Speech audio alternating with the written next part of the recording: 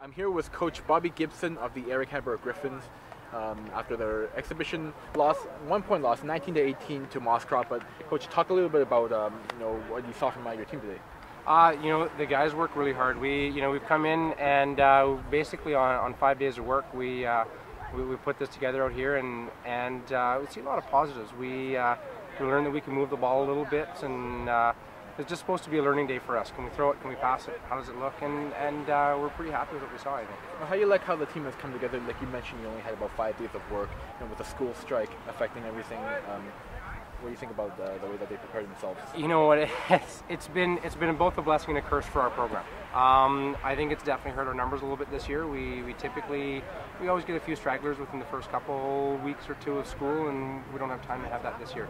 But we've got a pretty solid core of kids that are here. All of our grade 11s, they were here the first year we had the program, and so now they've been rolling all the way through, and so those guys have been doing a lot of work. They've been getting the guys together in the off season. During the strike, they were going off-site to do some workouts and try and keep everybody together. So the kids have really sort of gelled on their own, and I kind of just step in when school started. So now this is the 5th year for the Eric Hamber program, and you've been here since the very start. You're the guy that helped them get off the ground.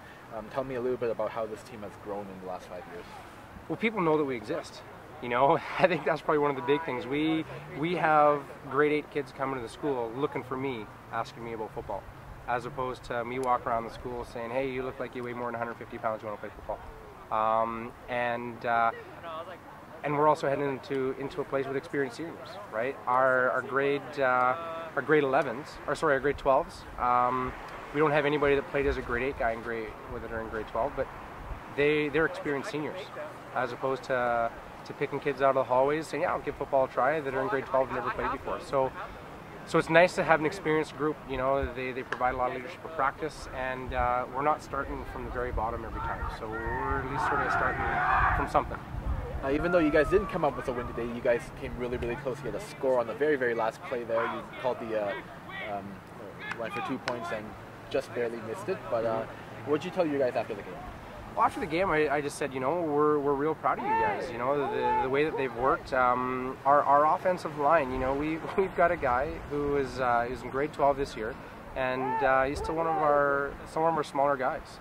But he's hit the gym real hard over the last couple of years, and he's got some strength up, and he's got a lot of care, right? So we put him on the offensive line because we know that he's going to really want to run away, make it work. So we recognize him specifically, and just the fact that the guys are flying around and they're having fun, and it's good to get an exhibition game in, and it's a nice place to build off. It feels like we're at least starting above ground as opposed to starting from in a hole. So that's really nice. Great. Well, Coach, thank you for taking the time, and good luck this season. Great. Thanks a lot.